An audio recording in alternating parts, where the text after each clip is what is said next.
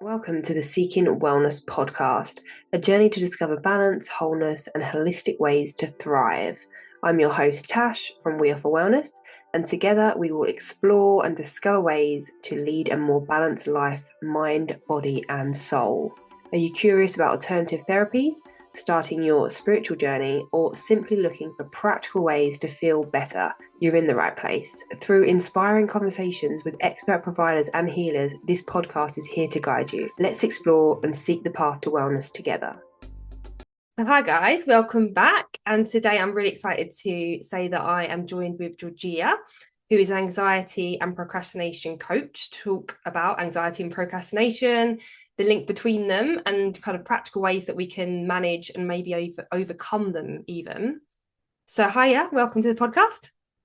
Hi, thank you so much for having me. No worries. You just said that you're just kind of getting over some kind of little flu, well, not little, but a flu that wiped you out. So Literally, so I've been taking some well-needed rest. But yeah, that's why I probably will sound a bit nasally, but no, anyway. you still sound good, so it's all right. So first of all, where did it all begin with you then? So where did you start with this work? What drew you in to become an anxiety and procrastination coach?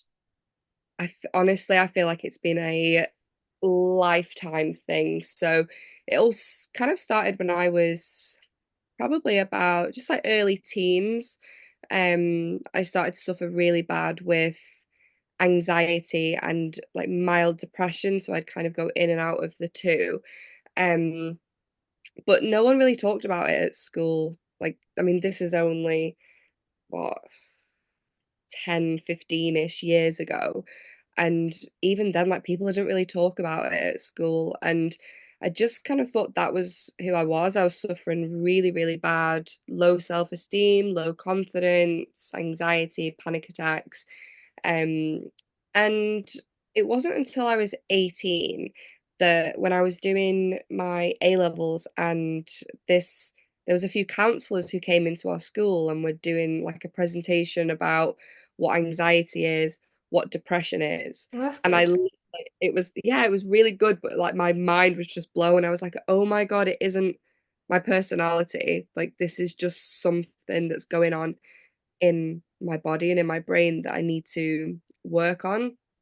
And then I started therapy then. So at 18, I started therapy. And it has just been like, I'm 28 now, so it's been a whole decade of just figuring out what worked for me. And then when I started to overcome my own anxiety, procrastination, my own things that were holding me back, I started to, I don't know, there was just a lot that started to work for me that I had figured out on my own that no one had ever told me that that's what worked.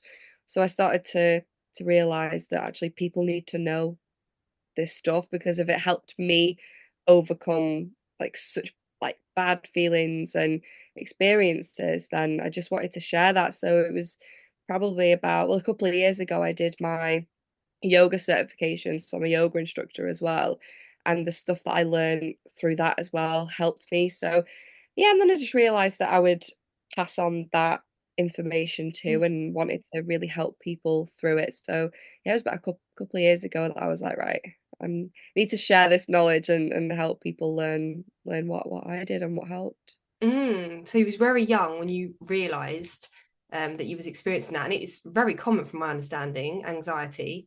So let's kind of take that back. And what is anxiety then? How does it show up? What actually is it?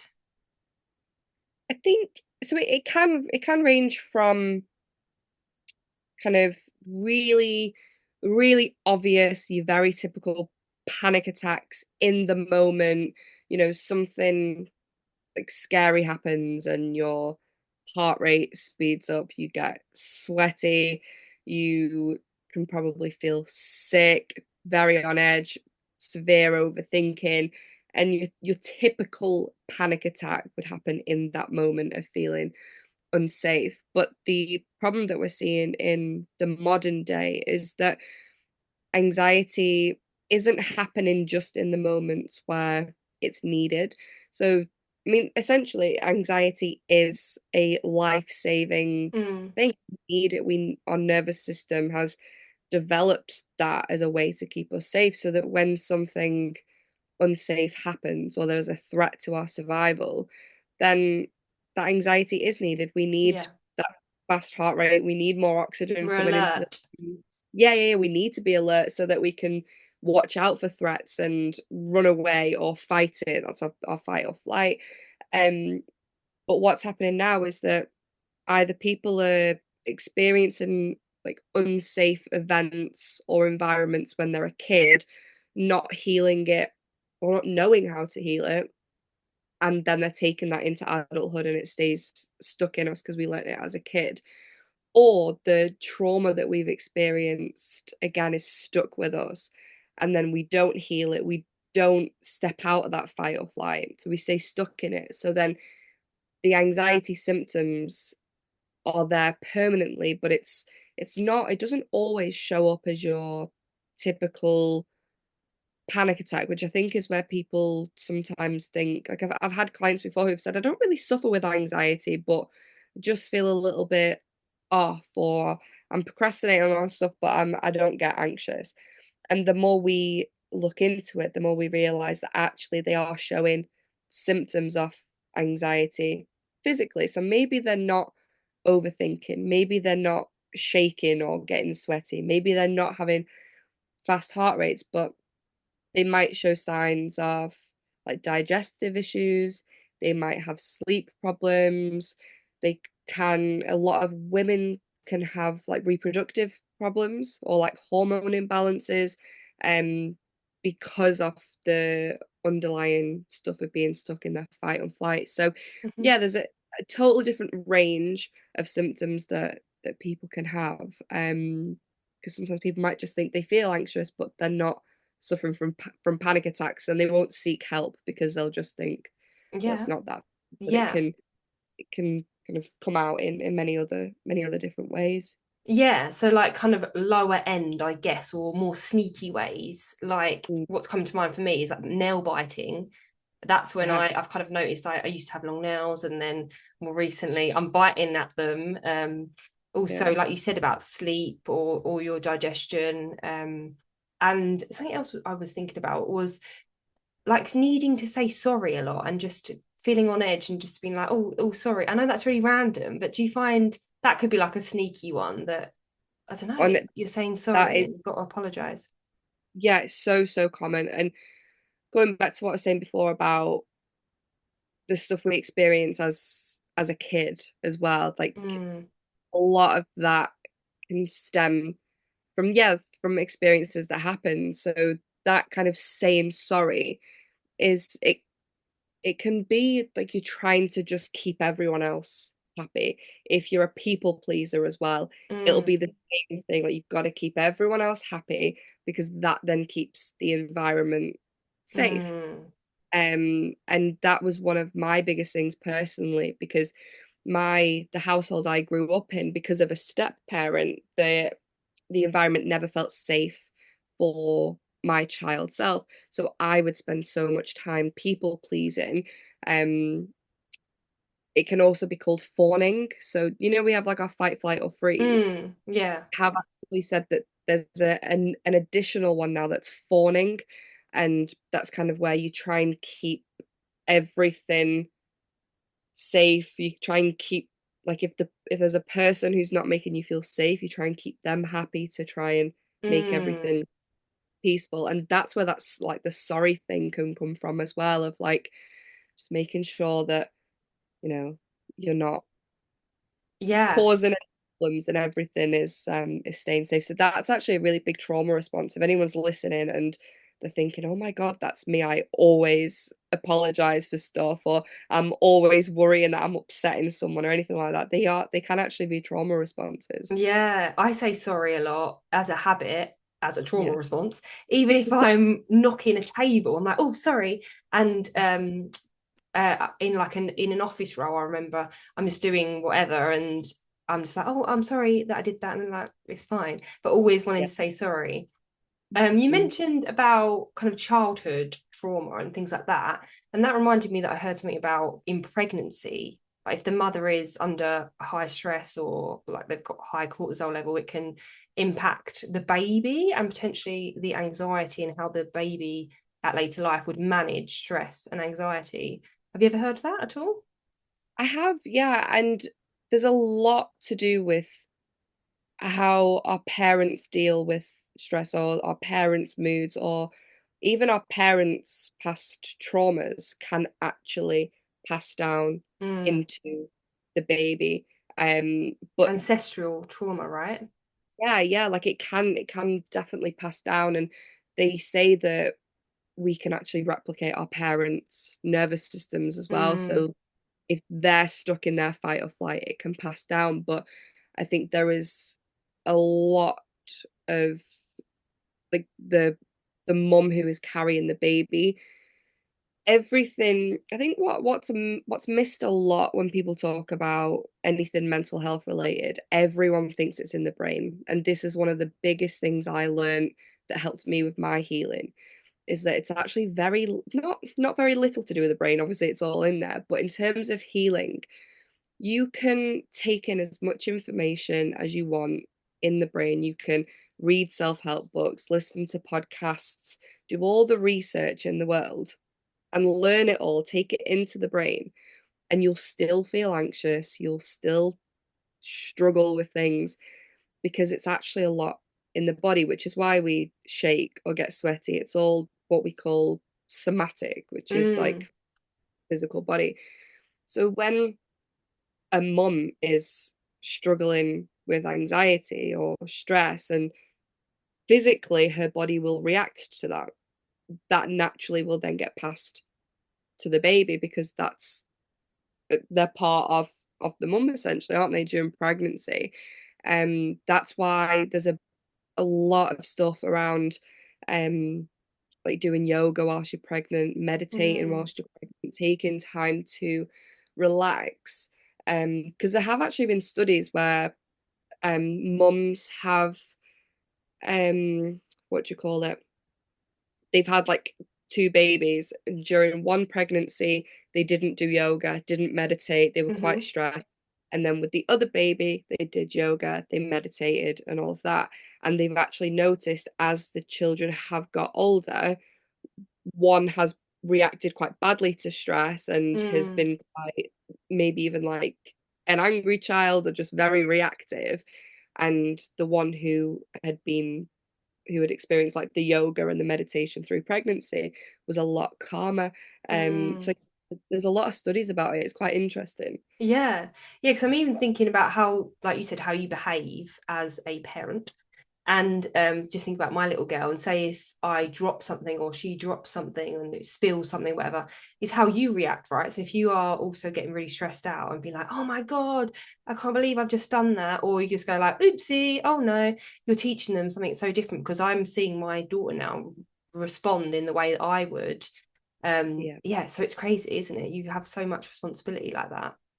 Yeah. And there's a lot now about like gentle parenting. And I think there's a lot to be said for it. Like you said, if you drop a glass and like, uh-oh, oh no.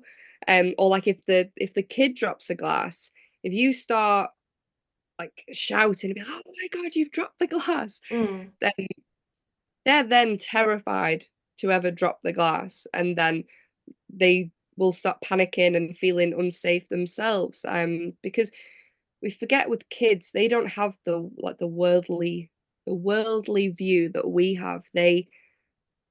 That like your house and your parents, your close family, the people you see, and then eventually like nursery and stuff, that's their world. So like anything you teach them or Mm. anything they see, they pick it up. Whereas if they drop a glass and you're like, oh no, like, they're just like, okay, Yeah. mistakes happen. It's all right. It doesn't matter. We move on. But it's really hard though, isn't it? It's not to judge yourself because, like you just said, you've got that in trauma inside you that is within the body, held within the body, and without potentially doing somatic practices like you kind of mentioned and making your body feel safe, you can tell your brain like, oh, why am I feeling anxious and biting my nails and I can't sleep? Just go to sleep. It's all fine. It's all chill. like what will be will be. But if it's lying in the body and you're really tense and your jaw's tense, it's breathing through that, taking even changing your breath, right, can change your state. Yeah. um so where does anxiety show up? So we kind of, I suppose, talked a little bit with your parenting, but how did it show up, I don't know, in your relationship with your partner even? How would that, like, what's some examples there? I think, like you said, it's um what was I saying? Like when you're so tense physically, Mm, but when I said before about like the underlying stuff, it can even come up in like if you've got past traumas or you're in your fight or flight, um, it can even affect like libido, mm, which obviously I think there's, and I suppose if there's any mums watching, I think libido is probably a big one where we sometimes can feel really guilty if if we're not on the same level. I think that can cause problems. Being really reactive, if you're stuck in your fight or flight mm, and you're very highly stressed, even going back to like being a parent, if your kid does drop the glass, if you're already feeling stressed and anxious, you probably are going to react to that, because even if it's a loud bang on the floor, you're going to yeah. feel and you're going to react. And then, you'll like shout at the kid, and we need to not feel such bad guilt if that does happen. But it can be the same with partners. We can be really reactive, Mm, and again, that's what we've got to show ourselves compassion of, things that go wrong. Um, I think also there's a matter of understanding from each partner, because if we are anxious, sometimes we can either just get really overwhelmed and really, again, reactive with them, but sometimes we can just shut ourselves off.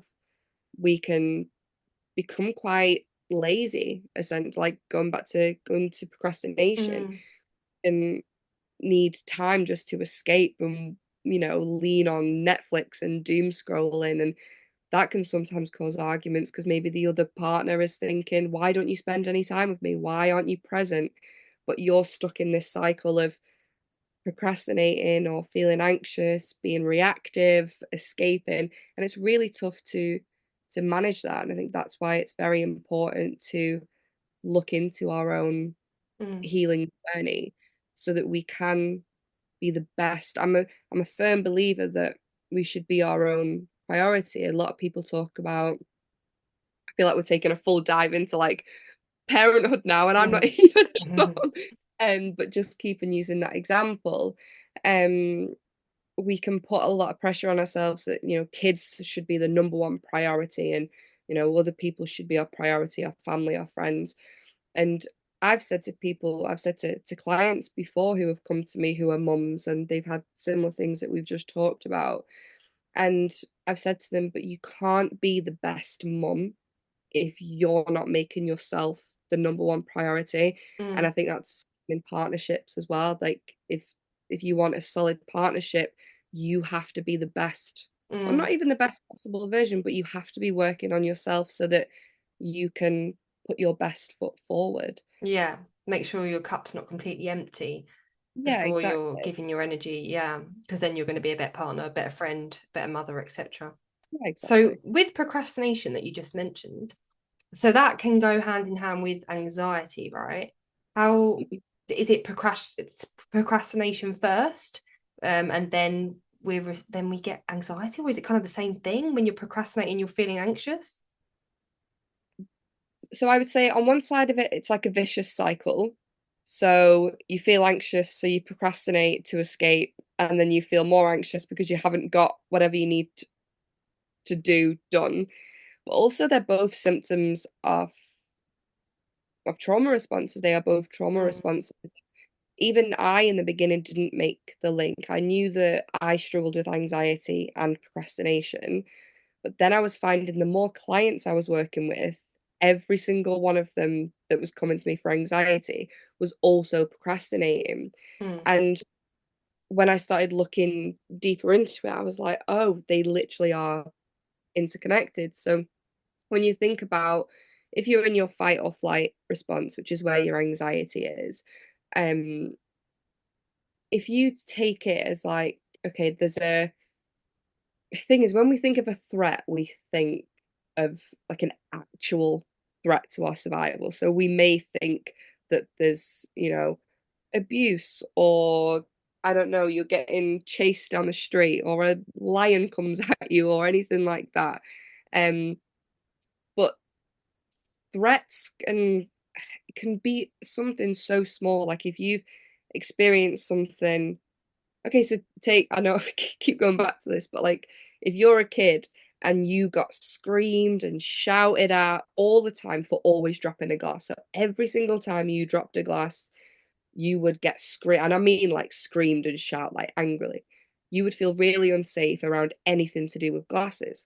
Mm. So even if you were 30 and you had a healthy relationship, you are like 30 years on, you're 3 decades over when that that happened, and you drop a glass around your partner or somewhere or someone, and you're like, oh my god, and you get really panicky because you think that that's something to be like Mm. worried over. You're gonna procrastinate on, this is probably a really bad example with the glass, but you're gonna procrastinate then on anything to do with glasses, because Yeah.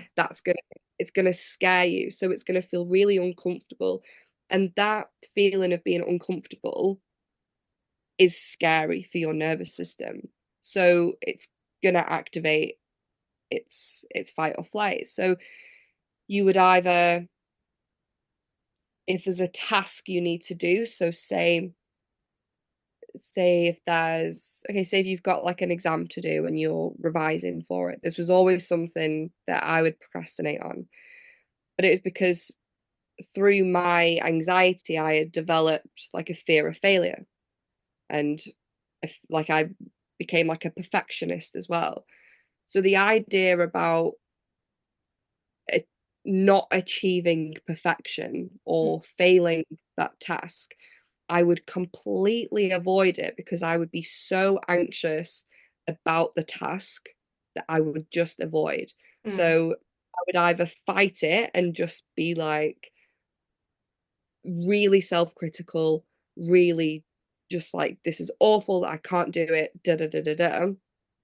Or I would go into like my flight and just try everything I could to escape that task by binge watching Netflix and doom scrolling and do anything else other than the Mm.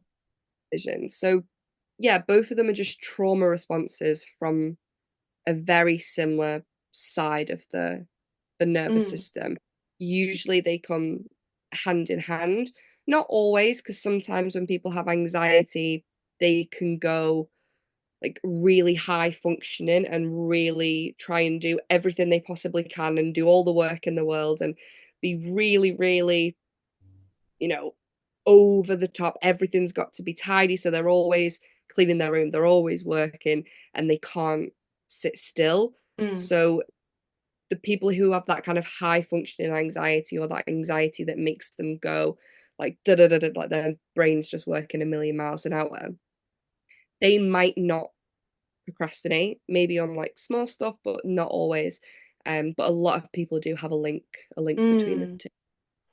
And so that procrastination could maybe be linked with escapism. So could Yeah, that be even regards to, well, social media binges or whatever, or drinking, drugs, things like that, yeah, where you feel anxious, so you need to escape, and that's your yeah. I means. mean, procrastination quite literally is escapism. It's avoiding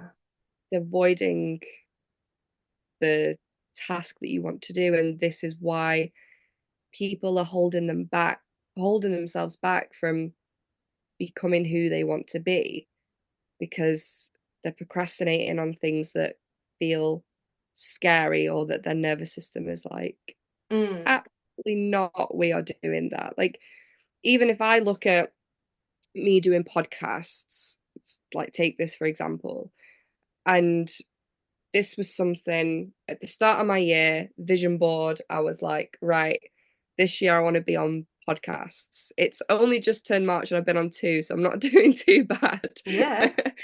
Um, but I could have very easily thought, no, that's scary because this is a very vulnerable thing. Like, essentially, you're putting me on the spot for me to answer from the knowledge that I have, and Yeah. it's an overwhelming thing for anyone. And I could have very easily just listened to my nervous system and gone, nope, that's scary. I'm not doing that. And this is what's happening with people. So they're creating these vision boards and they're making these lists of their dreams and maybe doing manifestation practices to become this person that they want to be. But then they get so anxious, so overwhelmed, have a lot of self-doubt, maybe don't think they're capable, they have fear of failure or perfectionism or fear of judgment, and that is providing such a big block between them and who they are Mm. wanting to be. Like their true Yes, self. I see that as like your higher self, your true self.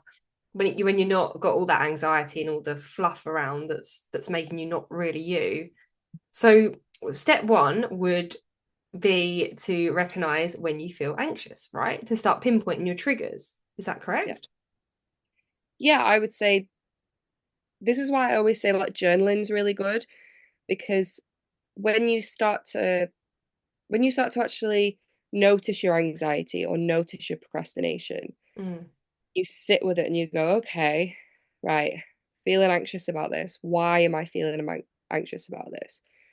And then you're like, okay, what can this relate to? What past experiences or like what feels unsafe about this situation here? And sometimes mm, you might go, I don't know, nothing, there's nothing around me that is unsafe. Like I'm just feeling anxious over the fact that I'm going on a podcast, say, or I have an interview. I'm really anxious about having an interview. Okay, well, why? Why am I feeling anxious about having an interview? Because nothing's unsafe. Okay, right. What's unsafe about this? I could fail. I could embarrass myself. Okay, why do I feel like? And you go back and usually what happens, the more you go, why, mm, why, you will end up at something in your childhood or a past experience that can link to that. So for me, one of my biggest anxiety triggers once I started actually noticing what was triggering my anxiety was a lot to do with like conflict or criticism. mm, So I hated being like told off or criticized. So if I ever got an email from a boss saying, we need a one-to-one tomorrow, oh my God, the panic attacks that I would have. And then I would go in and they'd just be like, oh yeah, I just wanted to say like, la la la la la. And I'd be like, okay, I can breathe now. But the panic attacks I would have because I was so worried about there being conflict or criticism or being told off. And then the links, when I started to make links, was because like when I was a child and the step parent I had, conflict would be really unsafe for me. So mm, even as an adult, conflict would trigger that same feeling of unsafety from a child. And you've mm-hmm. got to break that. You've got to Yeah. break that code. So once you can track it back to some childhood, do you then do inner child work? What's a way to help manage it? Yeah, so I would say the first thing is to look at what your actual triggers are. Like, definitely the first step. Then, yes, see what links there are from past experiences or childhood. When you've made that connection, depending on what it is, if it is a childhood thing, then you need to do two things. Nervous system regulation. If people haven't heard of that before, basically what that is, a dysregulated nervous system just means you're in your fight, flight, or freeze. You're stuck in a trauma response and you need to do what we call regulate your nervous system so that you can step out of that fight or flight and get rid of the anxiety. There are so many different tools, techniques that you can use that will work for you. It's always my first couple of sessions with a client is always nervous system regulation. Mm. Gotta regulate that first so that you feel safe. It's communicating safety to your body. And it's not a one and done thing, is it? It's not, oh, I've done some X amount of somatic work or whatever. Yeah, And I'm sorted now. You've got to keep on keeping your body in check, your system in check. Yeah, exactly. Even I have to do it. After 10 years of it. It's not something where it's going to be, oh, like, here's a quick fix. Mm, I say this to clients. I'm like, yeah, I'll be with you for X amount of time, but you have to keep going. mm, It's like if you had a PT, if you spend 12 weeks with a personal trainer, they get you in great shape. If once you stop working with them and then you just stop putting in the work, mm. Yeah, it's all gone again. And it's the same thing. It's something you've just got to keep doing, keep doing, keep doing, probably for life. yeah. But you've that's why you've got to find things that work for you, things that are enjoyable for you. It's Um, like, just quickly, it's like, because I yeah, visualize it like a little bucket, well, even not a little one. So you add in little, every day you've got the stresses of the world. So little bits of water go in, and then you're doing your bits to regulate. So a bit of water you tip out, but then a bit more goes in. So yeah, you can't let it overflow, right? That's how I kind yeah. of can see it. Have you had hypnotherapy before? I actually did years ago for OCD, Because but I didn't do it for long. They I've might have just used that. Have I nicked it from them? do you know, it's just I'm making a link because a couple of weeks ago I just finished a like a 6 week course with a hypnotherapist. Amazing, Yeah. by the way. If anyone's listening and they're like, isn't that just like mind control? No, it's amazing. They're like they tap into your subconscious and Mm. it's honestly it's fascinating. It does really work. But she always explained to me about the Right. stress bucket. You fill it up Yeah, every that's what I heard. yeah, and you need to like empty it out. So it's Yeah. totally true. That's what you need to do. Yeah. Use those regulation techniques to empty it out, Mm. so that it's not just building up. Um, but yeah, and then if it is a childhood thing, inner child healing is honestly life changing. It was one of the biggest things that helped me, like connecting with my inner child and healing past stuff because you can't move forward really. You can't become your highest self or live that dream life if you're carrying all this past trauma and past experiences that are really pulling you back. It's really, really, really tough to do that. And people need to give themselves some love and support and compassion and actually heal or do some healing work so they can move forward. But yes, if it is, if those links are to do with childhood trauma, definitely inner child work.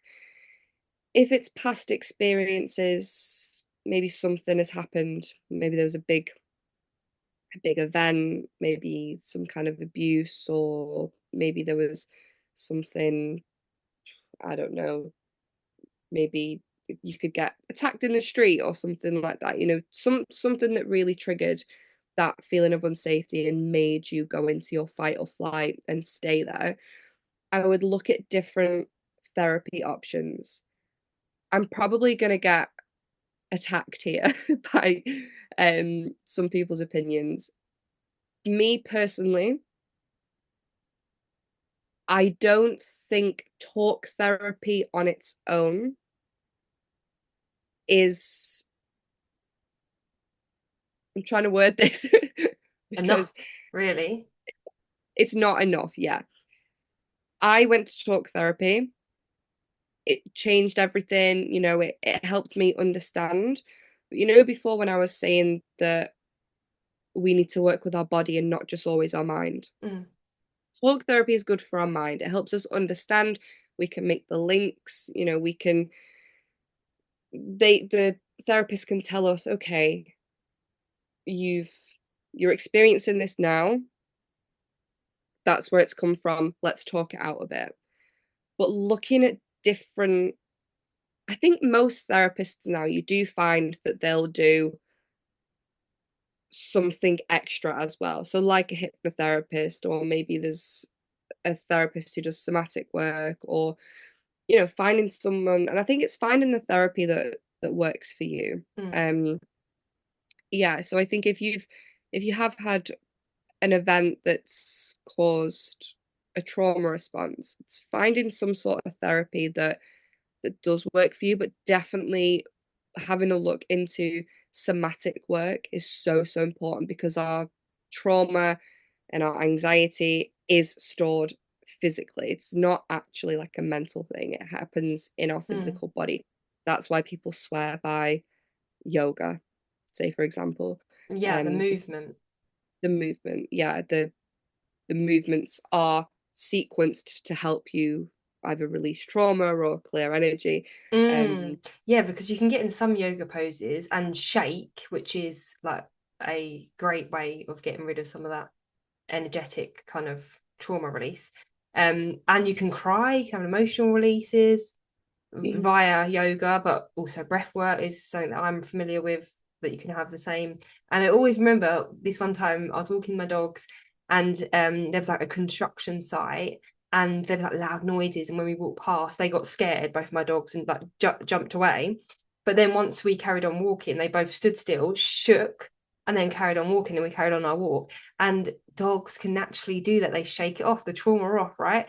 But we energetically hold it in our body. But shaking can be a great thing as well, which you look like a bit of a loon, but that's, no, you know, I we're energetic beings. yeah, absolutely love that. And that is why we shake. If you think about like Mm, naturally when we get anxious, if anyone's delivered like a talk or they're going in to do a presentation or something and you get that like literal shakes, mm, what's happened that like I feel like when you say energy, people start to think, oh, it's this woo woo thing. And it's like, no, we literally have energy in the body. That's what happens. That's yeah. why we shake. But you're right, we don't actively get rid of it. And Mm, I always say to people when I'm doing what I call creating their regulation toolbox, because some clients will come to me and they'll say, I've tried meditation, I've tried mindfulness, I've tried yoga. I hated it all. It just made me overthink more. I didn't like it.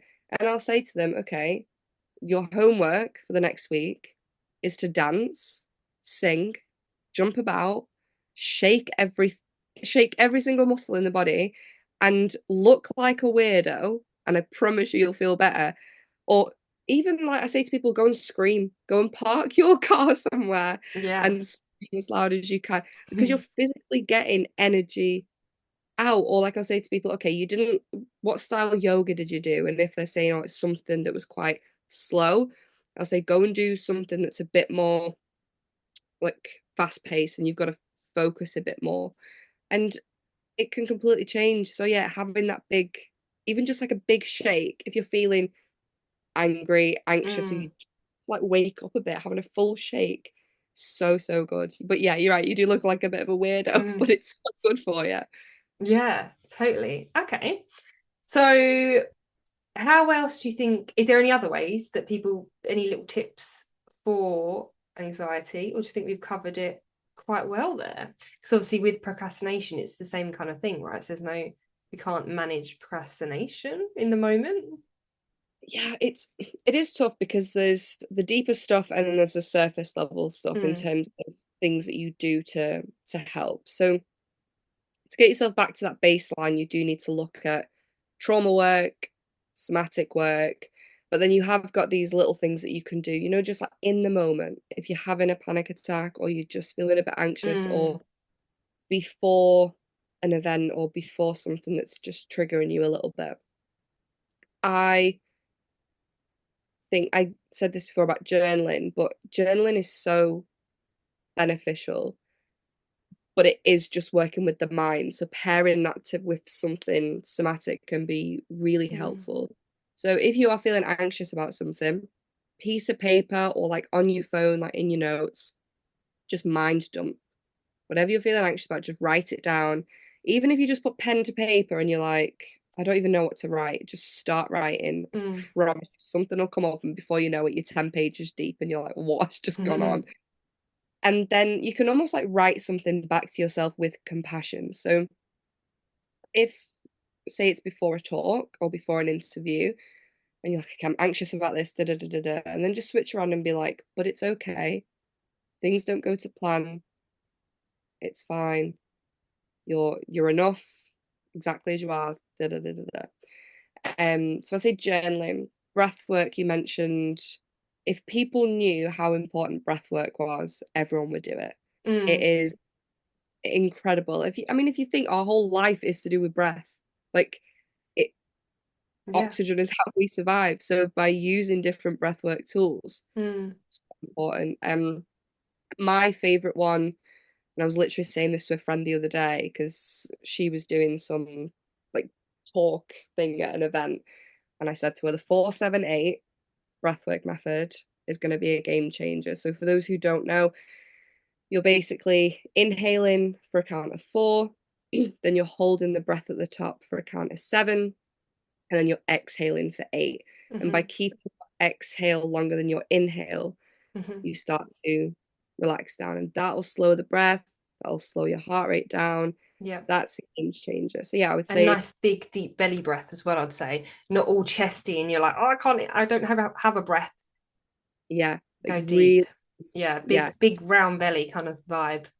yeah, like make yourself like Yeah. round. Yeah. um And then any kind of mindfulness, I would say, really becoming present. When I go into schools to do little like anxiety workshops, I always teach them the 5-4-3-2-1 method, which is Mm.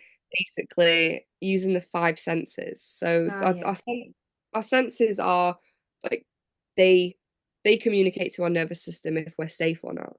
So by using our five senses to notice our environment and being like, oh, actually, we're safe here, it's okay. And also, it stops any kind of overthinking because you come present. But the yeah, the 5-4-3-2-1 method is looking around at five things you can see. I would advise to keep it really small. So rather than just like, oh, there's a tree, just being like, okay, there's a tiny leaf right on the corner of that tree or whatever. So five things you can see, then four things you can feel, very similar to like a body scan. So rather than actively reaching out and touching things, just like if you were sat exactly as you are now, you'd probably Mm. feel floor beneath your Your feet. chair, your Yeah, maybe clothes, like touching uh, your skin. Yeah. exactly. So four things you can feel, three things you can hear, two things you can smell, and one thing you can taste. Um, Oh, the smell's and quite hard. Two things you can smell. I always say that when I'm doing it with like kids, I'm like, you may not find two, but it's more just about like noticing if Yeah, yeah. it's there.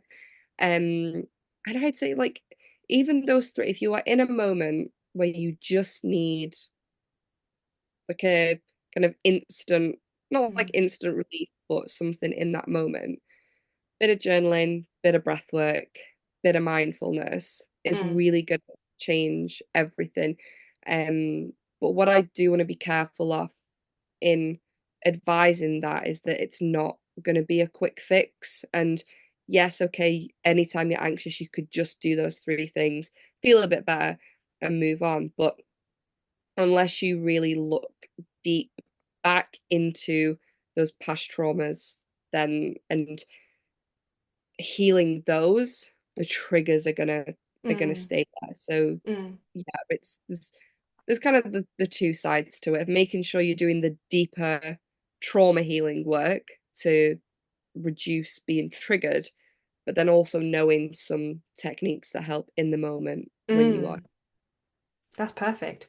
So I normally ask people for a little question to potentially journal or pause, reflect upon for the listeners, or a little homework task. Is that their little homework task? You kind of given me quite a lot there. Was there another question or a homework task you had in mind? Do you know what? I feel like it's probably what I said before about asking yourself why. So if you are journaling or you want to ask yourself something, it's the why. So rather than just thinking, oh, I'm just someone who procrastinates, I'm just someone who is scared of upsetting people, or I'm just someone who's scared about meeting new people, or I'm just someone who's scared about not being perfect or failing or whatever. Ask yourself why. Whenever that trigger comes up or whenever those thoughts come up, ask yourself why, and then just keep Mm. keep asking why, um, until you make that link, and then just yeah, the three things that I said at the end, the journaling, and even just you can find so many journaling prompts online depending on what you need help with. It can be just a simple mind dump, it can be a letter to yourself, it can be gratitude, there can be actual prompts and questions that people can ask. Um, yeah, journaling, breathwork, mindfulness, and just figuring out, have a little bit of a research into regulation techniques because there's so many. Find one that works for you, because I find that a lot of people, when they say they struggle with anxiety, people go meditate, and they're like, how am I meant to meditate when I'm overthinking all the time anyway? I Mm, can't quiet my mind. So have a look into different nervous system regulation techniques and develop a toolkit, even just of like three things mm. that Yeah, and work. I really relate to that because, yeah, meditation, a lot of people say about, which is amazing, 100%. But for me, breath work was the one that got me over and got me really into my body and helping with lots of different aspects and hormonal issues that Yeah, without a period that I had for a while. So yeah, you got to find the modality that suits you really, that you're going to stick with. 100%. 100%. Yeah. For me, yoga, meditation, breath work That's your was toolkit. perfect. Yeah. Yeah. But for other people, they're like, absolutely not. So yeah, for them, it might be the singing and dancing, and that's Yeah. absolutely fine. And the screaming in their car, but go for it. Oh, Just thanks get so the much. energy out. Well, thank you so much. That's been really valuable. You've given us loads of information. So thank you for coming on the podcast and sharing all your knowledge today. Yeah, thank you for having me. So please seek out Georgia on We Offer Wellness as well with all of her offerings. And until next time, keep seeking wellness. Thank you so much for tuning into today's episode. Visit weofferwellness.co.uk to find lots of wellness experiences along with more resources to help you on your wellness journey.